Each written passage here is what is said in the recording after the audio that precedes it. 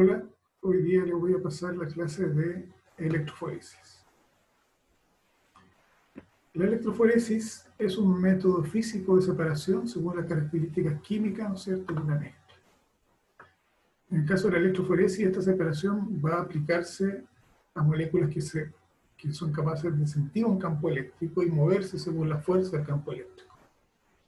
Puede ser en una o dos dimensiones y permite separar ácidos nucleicos o proteínas. Puede ser en un tubo, puede ser en un soporte horizontal o en un soporte vertical. Y pueden ser generalmente de agarosa o poliacrilamida. Vamos a partir con los geles de agarosa. La agarosa es un compuesto, ¿no es cierto?, que tiene distintos estados según la temperatura. Entonces puede estar en un estado líquido, cuando se calienta sobre 100 grados Celsius, y bajo los 45 grados Celsius adquiere un estado sólido. Y al adquirir este estado sólido forma estos poros, que no son tan uniformes como se ve en el dibujo, porque aquí, como pueden apreciar en nuestra microscopía electrónica, los poros pueden variar un poco de tamaño. Pero el concepto es que en la medida que tengo más agarosa por cada 100 ml de solución, el sedazo va a ser mucho más pequeño. Por lo tanto, va a resolver moléculas más pequeñas. Siempre que las moléculas pequeñas avanzan más rápido, las moléculas más grandes avanzan más lento. Entonces, si yo quiero separar moléculas que son entre 30 kilobases, ¿no? Una kilobase son 1000 bases. Si entre 30 kilobases a 1 kilobase, puedo ocupar un gel de 0,5%. Un gel más chico que esto se va a romper, no es muy fino. Generalmente se trabaja con geles del 1%, que permite separar bandas entre 10 kilodalton y 0,5 kilodalton, o geles de 1,5%, que son hasta 3200 pares de base. Según el tamaño de la muestra de ADN que yo quiero separar, se recomiendan dos tipos de buffer: tris-borato EDTA o TAE-EDTA, tris-acetato EDTA. Entonces, según el tamaño del DNA que quiero separar, son los buffers que voy a utilizar y el voltaje que voy a aplicar sobre la muestra para que la muestra se mueva por el campo eléctrico. ¿Ya? Existe otra técnica que se llama electroforesis de campo pulsado, donde el campo eléctrico va haciendo un switch con el tiempo y permite separar moléculas que son mucho más grandes, ¿no? De hasta 6 pares de base. Se utiliza a veces cuando quieren hacer comparaciones de cromosomas o comparaciones de genomas muy grandes. ¿Ya? Entonces, recuerden que tenemos la agarosa siempre en una solución buffer, no en agua, en un buffer. Entonces vamos a pesar según la agarosa que queremos ocupar. Por ejemplo, si fuera 1%, tendríamos que pesar 1 gramo y disolverlo en 100 ml de agua. 1%. 1 gramo cada 100 ml de solución. Eso va a estar, es un polvo que va a estar en solución, no va a estar disuelto, pero cuando lo calentemos a 95 grados Celsius, el estado, ¿no es cierto?, de la agarosa va a ser líquida, ¿no? Y se va a mezclar con la solución, con el buffer. Y entonces yo le agrego este soporte, que tiene aquí una peineta, ¿no? Y este soporte, sin que se derrame, ¿no es cierto?, la agarosa, después de un tiempo, cuando baje la temperatura, se va a solidificar, ¿no? Y una vez que está sólido, con cuidado yo remuevo la peineta, y donde estaban los dientes de la peineta van a quedar estos pozos, ¿no? Pozos. Y este gel lo voy a colocar en una cámara, ¿ya?, que tiene un soporte para el gel, tiene el mismo buffer en que disolvimos el gel, y tiene un electrodo que va a tener carga negativa y otro electrodo con carga positiva. La corriente va a moverse, ¿no es cierto?, cuando los electrodos se mueven del negativo hacia el positivo. Entonces, en ese espacio, en ese huevo, ¿cierto?, yo cargué la muestra, y recuerden que el ADN tiene grupos fosfato. Los grupos fosfato son carga negativa. Por lo tanto, como tienen carga negativa, se van a mover hacia el polo positivo. ¿Ok? Entonces aquí tienen el gel, aquí cargaron sus muestras, aquí conectaron, ¿no es cierto?, el polo positivo, y aquí está el polo negativo. Aplican la corriente, y la corriente va a moverse, ¿no es cierto?, del negativo al positivo. Los electrones se mueven desde el negativo al positivo, y eso va a hacer que esta muestra de DNA empiece a migrar por el gel. Según el poro del gel, las bandas de ADN más pequeñas migran más rápido, las bandas de ADN más grandes migran más lento. ¿Okay? Y ahí tiene una dirección web por si quieren ver una demostración. Entonces cargo las muestras, y una vez que cargo las muestras, aplico la corriente, y como ven acá va a empezar a avanzar. Y a la medida que avanza, las más pequeñas avanzan más rápido, las bandas más grandes avanzan más lento. ¿Ya? Al momento de yo tener una muestra de ADN, el ADN no lo agrego directamente en el pozo, sino que tengo que mezclarlo con lo que se llama el buffer de carga. El buffer de carga es una solución que trae un colorante, que puede tener distintos colores, ¿ya? Y un agente de densidad, que es glicerol. El glicerol le va a dar más densidad a la muestra. Como el glicerol es más denso que el buffer, toda la muestra de ADN queda en el fondo del pozo. Entonces, aunque el DNA está sumergido y adentro y por encima hay mucho líquido, cuando agrego la muestra de ADN, esa muestra de ADN no se disuelve en el líquido, sino que queda en el fondo del pozo porque por tener glicerol es más denso que la solución. ¿Ya? El colorante también va a ser un colorante que se va a mover en el campo eléctrico, también va a tener carga negativa, pero según el colorante se va a mover equivalente a lo que sería un tamaño molecular. Si fuera cian, de 4.000 a 5.000 pares de base; si fuera azul, sería de 100 a 300 pares de base; y naranjo, de 50 a 80 pares de base. ¿Ya? Entonces, aplico el campo eléctrico y el colorante es el que migra más rápido. Y eso es lo que se llama el frente de corrida. El frente de corrida a mí me permite ver cómo va avanzando, ¿no es cierto?, la migración del DNA, y me permite cortar la corriente antes de que alcance el otro extremo. Si yo tuviera aquí la muestra de ADN y corro y aplico el campo eléctrico y nunca detengo el campo eléctrico, nunca apago la fuente de poder, el DNA va a seguir avanzando, avanzando y avanzando y avanzando, que finalmente se va a caer. Y eso a mí no me sirve. Entonces, cuando está avanzando el frente de corrida, ese colorante, por ejemplo azul, y llega como hasta esta posición, yo apago la fuente de poder y ya no migra más el ADN. Y una vez que apagué la fuente de poder, ¿no es cierto?, tengo que teñirlo. Y para teñirlo tengo distintos tipos de colorantes. Está el bromuro de tidio, el Cyber Green o el Gel Red. Todos estos compuestos, si miran las estructuras, tienen anillos que se asemejan un poco a las bases nitrogenadas. Recuerden que en el ADN hay una base nitrogenada que mira frente a la otra, y arriba viene la otra base nitrogenada, y ahí viene la otra, y así forman la escalera, ¿no? Entonces, estos, por tener anillos, se intercalan entre una base nitrogenada y la otra. Este colorante se pone entre medio, ¿ya? Y tienen propiedades, ¿no es cierto?, de que si se le aplica la ultravioleta, florece. Entonces se aplican bromuro de tidio, van a florecer rojo; se aplican Cyber Green, verde, ¿no es cierto?, o Gel Red, también rojo, ¿ya? Estos geles que son de agarosa, la agarosa tiene lo que se llama una electroendosmosis, es decir, en la medida que ustedes, por las cargas que tienen, el agua hace un movimiento contrario al ADN. Si el ADN va bajando y se mueve hacia la derecha, el agua se mueve hacia la izquierda, ¿no? Y eso retrasa un poco la movilidad del ADN. Entonces existen agarosas que están modificadas químicamente para bajar este efecto de ir en contra de la movilidad del ADN, y también tienen mejor punto de fusión, es decir, requieren menos calor para alcanzar su estado líquido. ¿Ok? Entonces ustedes van a ver en el mercado, ¿no es cierto?, que tienen moléculas de agarosa que son EEO, bajo EEO, ¿ya? Como les dije al principio, estos geles de agarosa pueden correr muestras de ADN o muestras de ARN, tienen que ser una o la otra, ¿ya? Si ocupan ARN, tienen que agregar formaldehído al gel. ¿Por qué formaldehído? El formaldehído es un compuesto químico muy reactivo, y el ARN es sensible a las RNasas. Las RNasas son enzimas que degradan el ARN.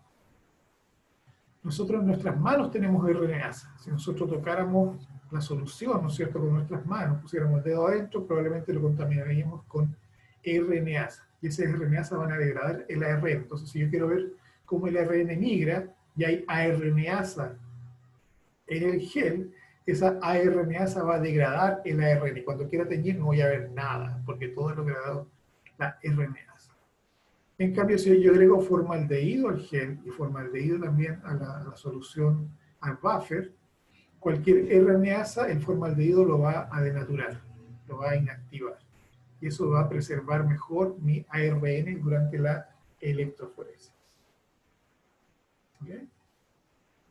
Por otro lado, cuando yo veo que mis moléculas de ADN o ARN migran por el gel, ¿no es cierto?, y las tiño, yo puedo estimar más o menos el tamaño que tienen estas bandas. ¿Cómo? Utilizando escaleras de DNA comerciales, ¿no? Ladder en inglés es escalera. Entonces, estos son estándares de peso molecular que uno los compra, ¿no? Y según la marca te ofrece todos estos estándares, ¿no? En un gel de 1% de agarosa, este estándar se va a separar de esta manera. Y cada banda representa este peso molecular que está en pares de base. 4100 pares de base, 600 pares de base.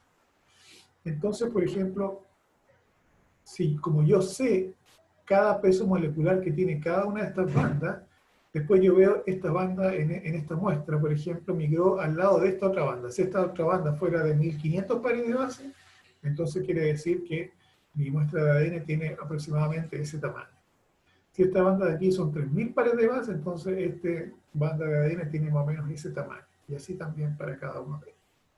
Entonces, cada vez que uno corre un gel de agarosa, vas a cargar tus muestras y vas a cargar también tu estándar de peso molecular o tu escalera, ¿ya? Para poder estimar más o menos qué tamaño tienen las bandas de ADN o ARN que tú estás mirando, ¿ya?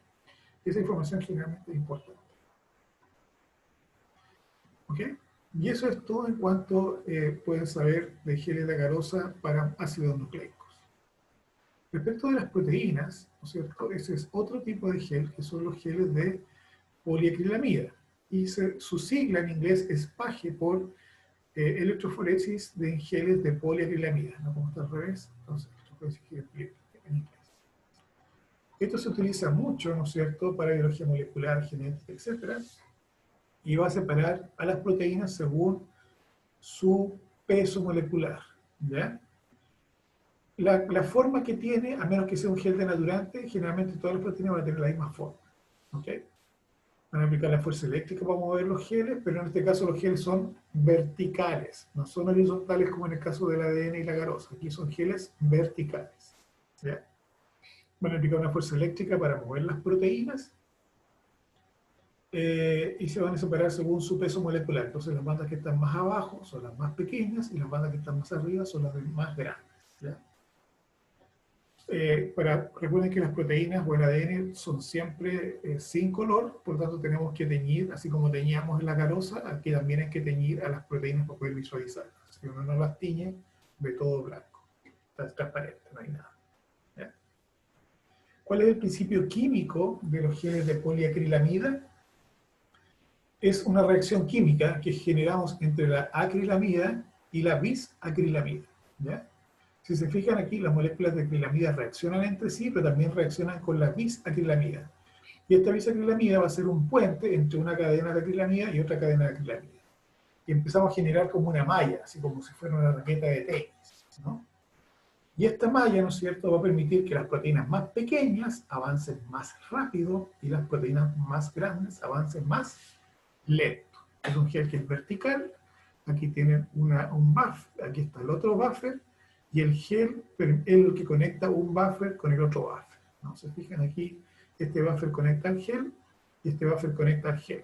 De modo que la corriente pasa a través del gel desde el polo negativo hacia el polo positivo. Como en este caso el polo positivo está acá abajo, yo tengo que darle a todas las proteínas una carga negativa para que se muevan hacia el polo positivo. Según la acrilamida que yo utilice, el porcentaje de acrilamida, mientras más acrilamida tenga, ¿no es cierto?, más pequeño es el poro y mejor se resuelven proteínas de menor peso molecular porque migran más rápido. Y las proteínas de mayor peso molecular, como migran más lento, quedan todas más juntas. En cambio, si yo bajo el porcentaje de acrilamida y el poro entonces más grande, moléculas de bajo peso molecular no se resuelven bien y se resuelven mejor proteínas de mayor peso molecular. Entonces, dependiendo del tamaño de la proteína que me interesa ver, voy a escoger el porcentaje de acrilamida, bisacrilamida que quiero utilizar. ¿Ya? Por otro lado, estos geles de poliacrilamida se denominan denaturantes, porque se ocupa un detergente que es el SDS o LDS. El SDS es el sodio dodesilsulfato. Dodesilsulfato quiere decir que tenemos una cadena de 12 carbonos y después viene el grupo sulfato. Esa cadena de 12 carbonos va a darle a todas las proteínas la misma forma. Se fijan aquí que las proteínas tienen esta forma, ahora quedan todas lineales, globulares, ¿ya? Junto con el SDS, que es el detergente, que da una carga también, una densidad de carga negativa. Aquí todas las proteínas tienen la misma carga, densidad de carga, es decir, una proteína más grande tiene la misma carga negativa que una proteína más pequeña, porque es densidad de carga. ¿Ya? Y además de eso agregamos lo que se llama un compuesto que se llama 2-mercaptotanol, que va a romper los puentes disulfuro. Entonces, si yo no rompiera los dos puentes disulfuro, estas migrarían como una gran proteína de gran tamaño. Pero cuando yo rompo los puentes disulfuro, estas migran como unidades, no como la proteína total. Recuerden cuando hicieron las clases de biología celular, por ejemplo, una proteína podía tener muchas cadenas de aminoácidos. ¿Ya? Entonces una proteína podía estar conformada por muchas cadenas de aminoácidos. Cuando hacemos un gel denaturante, esa proteína que puede tener 3 cadenas de aminoácidos, aquí vemos cada cadena de aminoácidos por separada. No las vemos todas juntas. Porque es un gel denaturante. Estamos separando cada una de las cadenas de aminoácidos de manera independiente. ¿Ya? Entonces aquí, esta proteína que tiene 2 cadenas de aminoácidos, cuando hacemos este gel, vemos cada cadena por separado. ¿Ya? Como es una condición denaturante para que el detergente y el beta-mercaptotanol tengan un efecto, generalmente estas proteínas van a ser sometidas a un shock de temperatura. ¿Ya? Entonces el buffer de carga va a tener el SDS como detergente, el mercaptotanol, ¿no es cierto?, como agente reductor, y también va a tener un colorante, que va a permitir también ver un frente de corrida. Si se acuerdan con el acarosa queríamos ver con el colorante cómo avanzaba la electroforesis, aquí también. También vamos a tener un colorante que nos va a ir mostrando cómo va avanzando la electroforesis, y el colorante se entiende que va a ir al frente de la corrida, por eso se llama generalmente frente de corrida. Y ese colorante va a ser azul de bromofenol, o rojo fenol, o azul de comasí, y va a equivaler a un péptido muy pequeño. ¿Ya? También el buffer de carga va a tener glicerol. Y el glicerol, ¿no es cierto?, va a permitir que cuando carguemos esta muestra en un gel que está sumergido en buffer, esa muestra no se disuelva en el buffer, sino que va a quedar en el fondo del pozo. ¿Ya? Entonces, los buffers de carga denaturantes, ¿no es cierto?, van a tener, por ejemplo, si fuera un buffer tris-glicina, va a tener el tris, el glicerol, ¿no es cierto?, el detergente, el azul de bromofenol, que es el colorante de corrida, y va a ser un pH 6,8. Y esta muestra se va a calentar a 85 grados Celsius por 2 a 5 minutos antes de cargarlo en el gel para que la proteína esté denaturada.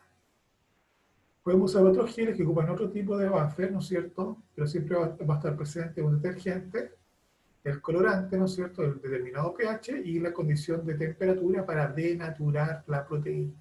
Ya quedan solamente las cadenas independientes. El simograma es una condición en la cual no se calienta la muestra, porque una vez que uno tiene las proteínas separadas, le puedes agregar un sustrato y como la proteína no está denaturada, va a hacer una reacción enzimática. Entonces no solamente voy a ver las bandas, sino que voy a ver si esas bandas también tienen actividad enzimática. Por eso se llama simo, viene de enzima, ¿no? Entonces voy a poder ver si la enzima está, cuál de esas bandas tiene esa actividad enzimática que estoy buscando. ¿Ok? Ahora, existe lo que se llama también los geles nativos. ¿Ya? Un gel nativo va a ser un gel donde la proteína conserva su forma. Si son 5 cadenas de aminoácidos, esa proteína sigue siendo 5 cadenas de aminoácidos. ¿Ya? Cada una de esas cadenas se mantiene, la proteína mantiene su estructura tal como viene de la célula. No le hemos separado en sus componentes. ¿Ya? Por lo tanto, para no separar las proteínas en sus componentes, este gel PAGE no tiene SDS. No hay SDS, no hay detergente. Va a tener el glicerol, porque nuevamente la muestra tiene que quedar en el fondo del pozo. Va a tener un colorante que va a ser el frente de corrida, ¿no es cierto? Y va a tener un buffer. Pero no va a tener detergente porque aquí la proteína conserva su estructura original. ¿Ya? Hay veces en que queremos ver a la proteína en su condición normal, más que en una condición de natural. ¿Ok? Ok. Y el buffer de corrida, ¿no es cierto?, nuevamente va a depender de la condición. Si son geles denaturantes tiene SDS, si son condiciones no denaturantes no va a tener SDS. ¿Ya? Existen distintos tipos de geles. Aquí ven una química que es diferente. Hay triglicina, bis-tris, trisacetato y tris-tricina. Y cada una de estas condiciones va a depender un poco de cuál es el tamaño de proteína que yo quiero separar. Se recomienda que para proteínas pequeñas usemos geles con buffer tris-glicina. En cambio, para proteínas más grandes, por ejemplo, puede ser tris-acetato, ¿no? Algo regular puede ser tris-glicina. Entonces, según el tamaño de proteínas que yo quiero separar, conviene ver cuál es la química más adecuada para ese tipo de electroforesis de proteínas por poliacrilamida. Una vez que he separado las proteínas, ¿no es cierto?, puede aplicar el campo eléctrico, las proteínas se separan migrando la más pequeña al frente y la más grande al final, atrás, ¿no es cierto? Tengo que teñir el gel para ver las proteínas, si no está transparente. Y hay dos colorantes muy famosos, que es el azul de Comasí o la tinción con plata. En ambos casos de tinciones, siempre va a haber un momento donde yo voy a remover, si es que un gel de SDS remueve el SDS, fijo las proteínas al gel, lavo el gel, lo tiño y lo destiño para ver finalmente el color que tiene. ¿Ya? Si es una tinción de Comasí, ¿okay?, voy a estar ocupando el colorante Comasí G250 o R250, que está en un buffer, ¿no es cierto?, y que son los residuos básicos e hidrófobos, adquiriendo un color rojizo apagado o azul intenso. Y aquí ustedes ven cómo distintas muestras, ¿no es cierto?, tienen distintas concentraciones de proteínas. En la línea 1 tenemos, por ejemplo, una mezcla de proteínas. Agregamos 6 microgramos y está toda la mezcla de proteínas. En la línea 2 tenemos una inmunoglobulina G, que tiene la cadena pesada y la cadena liviana. Aquí tenemos BSA, que es albúmina de suero de bovino, ¿no?, con sus distintos pesos moleculares. Tenemos la coli. Si yo a la coli la rompo, aquí tienen todas estas proteínas, por ejemplo, estaban dentro de la Escherichia coli. Aquí tenemos nuevamente BCA, que es albúmina de suero de bovino, y tenemos concentraciones distintas, y a la medida que bajo la concentración, si se fijan, el color azul empieza a ser cada vez más tenue. Es decir, aquí la intensidad del color también me está hablando de la concentración que tiene ese grupo de proteínas en particular. Pero todo ese grupo de proteínas son proteínas que tienen el mismo peso molecular, pero no quiere decir que todas sean la misma proteína. Hay muchas proteínas que pueden tener pesos moleculares iguales y funciones celulares muy diferentes, ¿ya? La ventaja que tiene esta tensión de Comasí, ¿no es cierto?, es que es reversible. Yo puedo lavar, puedo cortar esta banda, lavar el azul de Comasí y después puedo utilizar la proteína para otros estudios, ¿ya? No es muy sensible, detecta hasta 25 nanogramos de proteína por banda, ¿ok? Pero permite, es compatible con muchas, yo puedo hacer después de esa proteína, le puedo hacer análisis de masa, puedo secuenciarlo, puedo hacer western blot, etc. ¿Ya? Mientras que la tinción de plata es una tinción, ¿no es cierto?, que es más sensible. Aquí la plata se deposita en las bandas de proteína, se une a estos grupos químicos y se parece mucho a cómo se revela una fotografía, ¿ya? Y aquí nuevamente tienen, por ejemplo, BCA en distintas concentraciones, ¿no es cierto? Aquí tienen tinciones de marcadores de peso molecular, lisado, ¿no es cierto?, de Escherichia coli y concentraciones de BCA. Y aquí pueden ver que la concentración, ¿no es cierto?, esto es mucho más sensible, ¿no? Si se acuerdan, aquí era hasta 5 a 25 y aquí estamos 10 veces más sensible y más todavía, ¿no?, hasta 40 veces más sensible la concentración de proteína que puedo detectar, ¿no? Aquí pueden ver, cada una de esas banderas representa un grupo de proteínas del mismo peso molecular. No necesariamente significa que son una sola proteína. ¿Okay? Este tipo de geles, cuando se revela la condición de plata, generalmente el gel ya se deja así, no se recuperan las proteínas que están aquí presentes, ¿ya? Así que esa es una limitante. Tiene sensibilidad, se ven mucho mejor los geles, pero esas proteínas después quedan ahí en el gel, ya no se ven más. Otra alternativa también para teñir geles son reacciones fluorescentes. Generalmente la muestra se hace reaccionar con el compuesto fluorescente que suele actuar sobre, por ejemplo, grupos amino, y después ya la proteína fluorescente se corre sobre el gel, ¿no? Y después, una vez que el gel termina, simplemente uno expone el gel a la luz ultravioleta y a ti va a ver dónde está tu proteína previamente marcada fluorescente. Entonces, mucho más rápido de trabajar, es igualmente sensible que la tinción de plata, Y cada vez hay más opciones para comprar en el mercado algunos reactivos que marque tu proteína de manera fluorescente. También es compatible con análisis de masa o Western, así que no interfiere con ese tipo de reacción.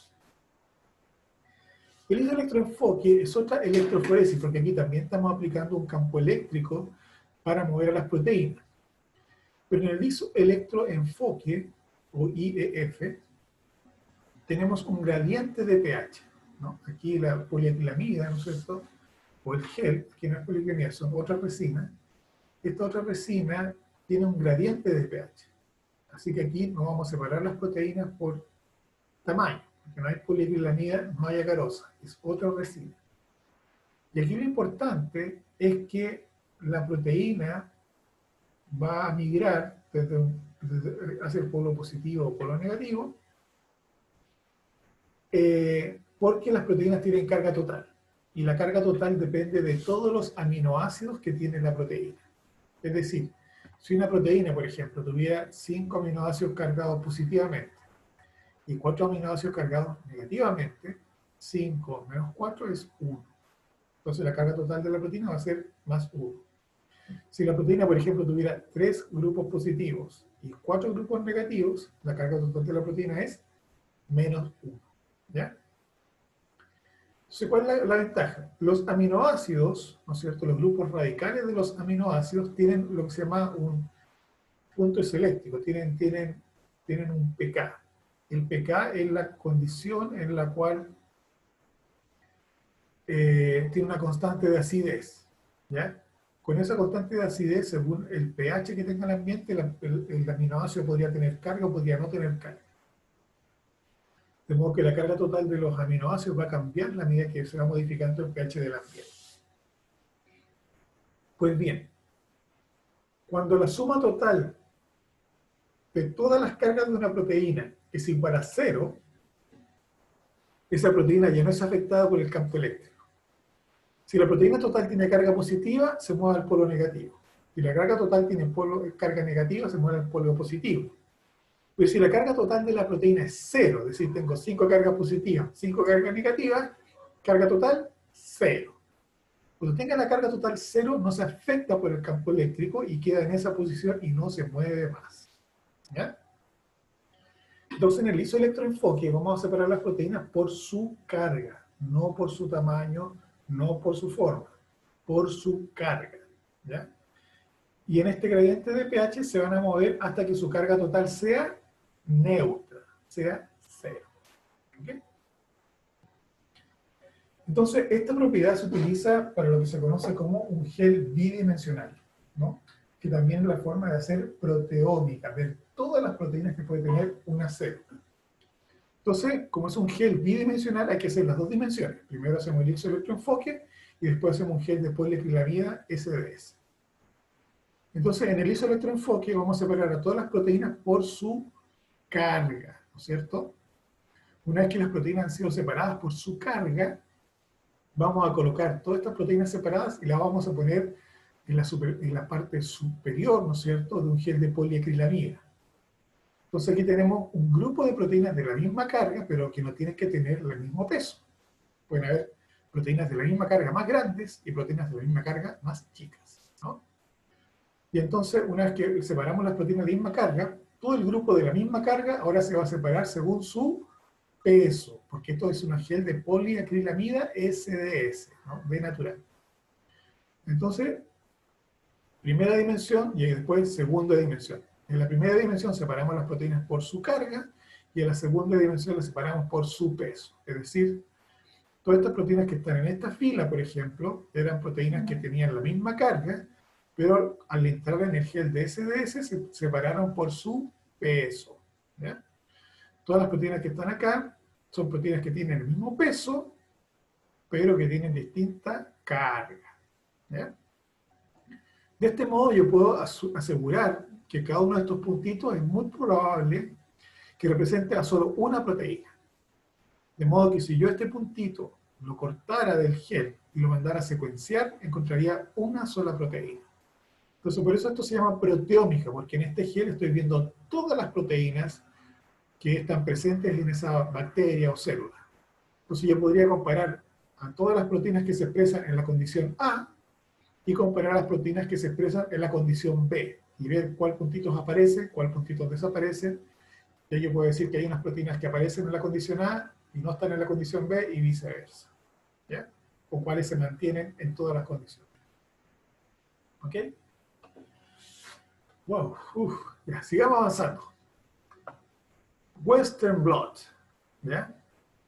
Para entender el Western blot, primero les voy a explicar el Southern blot, que es el origen de todo. Había un científico que era de apellido Souther. Souther en inglés significa como sureño. ¿Ya? Y él hacía geles de agarosa para separar moléculas de ADN, pero él no se contentaba con saber todas las moléculas de ADN que podía tener una muestra. Él quería saber si esa molécula de ADN específica que anda buscando estaba en su gel o no. No quería ver solo bandas, quería ver específicamente la secuencia que a él le interesaba y ninguna otra más. ¿Ya? Entonces, para hacer eso, hizo lo siguiente. Traspasó todos los geles, todas las bandas que tenía su electroforesis, muchas bandas de ADN, las sacó del gel de agarosa y la traspasó a una nitrocelulosa.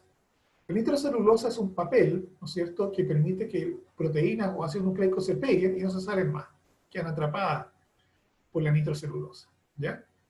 Y la agarosa, como es una especie como de gelatina, es fácil que se rompa, entonces no es bueno manipular mucho la agarosa.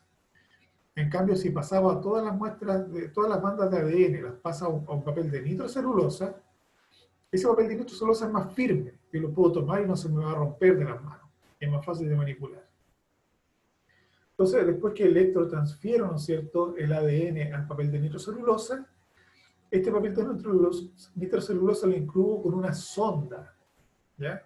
Una sonda es una secuencia complementaria al ADN que me interesa.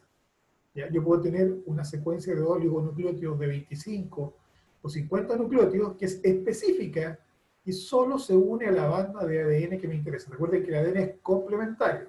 Si tengo aquí la A, al frente está la T. Si tengo la G, está la C, etc. ¿Ya?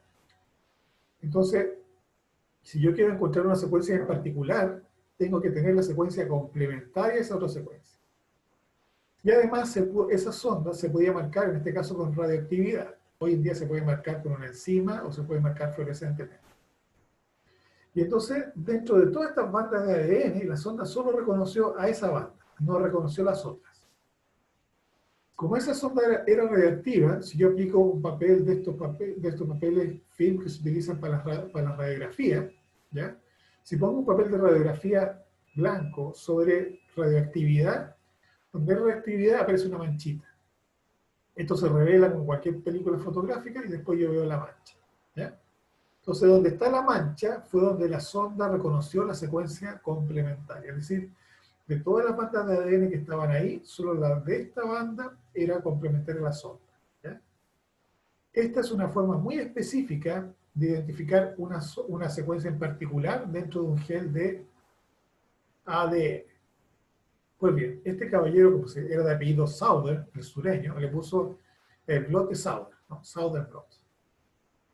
Blot es como la mancha, ¿no? Ok. Después vino otra persona que dijo, bueno, si Souther lo hizo para un gel de ADN, yo lo voy a hacer para un gel de ARN. Entonces separa por electroforesis los ARN y después también hace la transferencia a la membrana de nitrocelulosa. Entonces, a diferencia de Souther, aquí tenemos nitrocelulosa con ARN. Y ese mismo principio, tiene sondas marcadas, ¿no es cierto?, con radioactividad, fluorescencia o enzimas, que van a reconocer secuencias complementarias, ¿no? Y solo aquellas bandas que fueron reconocidas por la sonda son las que se van a ver. El resto del gen no lo vemos y no nos interesa verlo. Solo nos interesa la secuencia que estamos buscando. Si aparece la marca es porque está la secuencia. Si no aparece la marca es que la sonda no lo reconoció y no existe. Y se acabó. ¿Ok? Si era por radioactividad, se ocupan, ¿no es cierto?, estas placas de rayos X y se vemos las banditas como unas manchas negritas. Si utilizamos técnicas más modernas, puede ser el compuesto fluorescente o la enzima. Como esta técnica es complementaria, o sea, es como parecida a la que hizo Souther, entre broma y en serio, le puso Northern. Entonces, si ese era el Southern blot para el ADN, entonces era el Northern blot para el ARN. Pues bien, después otra persona encontró que si esto funcionaba por los ácidos nucleicos, ¿cómo no va a funcionar para las proteínas? Entonces hizo lo mismo. Corrió una electroforesis, pero esta vez de proteínas, ¿no? Y la electrotransfirió a una membrana de nitrocelulosa. Aquí se aplica corriente y las proteínas que estaban en el gel pasan ahora a la membrana de nitrocelulosa. Una vez que se han movido las proteínas hacia la membrana, ¿no? Aquí está el sistema eléctrico, cómo se mueven las proteínas desde el gel hacia la membrana. Después la membrana se incuba con un anticuerpo que va a ser específico para la proteína que me interesa a mí. Recuerden que los anticuerpos pueden reconocer específicamente a una proteína de un montón de otras proteínas. ¿Ya? Y entonces voy a tener que, dentro de todas las bandas que pueda tener ese gel, si el anticuerpo reconoce la proteína, el anticuerpo se queda pegado a esa proteína. Si ese anticuerpo se hizo, por ejemplo, en un ratón, va a ser un IgG de ratón anti, por ejemplo, con la histidina de 6 histidina. ¿Ya? Entonces, si mi proteína con cola de histidina está aquí presente, el anticuerpo se va a unir a esa proteína. Luego viene lo que se llama el anticuerpo secundario. En el anticuerpo secundario tengo, por ejemplo, un anticuerpo IgG de cabra que reconoce al IgG de ratón. ¿Ya? Y este IgG de cabra anti-IgG de ratón viene unido con una enzima peroxidasa, ¿no? Una enzima que va a tomar un sustrato y lo va a convertir en un color que va a precipitar. Y eso va a marcar entonces la banda que reconoció el anticuerpo. Nuevamente, aquí solo me interesa saber si está la proteína que a mí me interesa y para la cual diseñé ese anticuerpo. No me interesan el resto de las proteínas. No quiero saber si está en el resto de las proteínas. Solo quiero saber si la proteína que me interesa a mí está o no en ese gen. Esta técnica también es cuantitativa. El Southern Blot, Northern Blot, Western Blot son también cuantitativos. Mientras más intenso sea la banda que estoy mirando, quiere decir que tengo más cantidad de proteína. Si esto lo coloco en un lector, en un densitómetro, como lo conversábamos en la clase, ¿no es cierto?, que me va a medir la intensidad de píxeles que tiene esa mancha, yo puedo incluso establecer cuántos microgramos o nanogramos de proteína tengo en esa muestra, ¿no? Puede ser así de preciso si es que estandarizo mi método con alguna curva de calibración. ¿Ok? Y eso es todo. Espero que les haya gustado la clase. Cualquier duda lo podemos ver en la siguiente clase. Chao.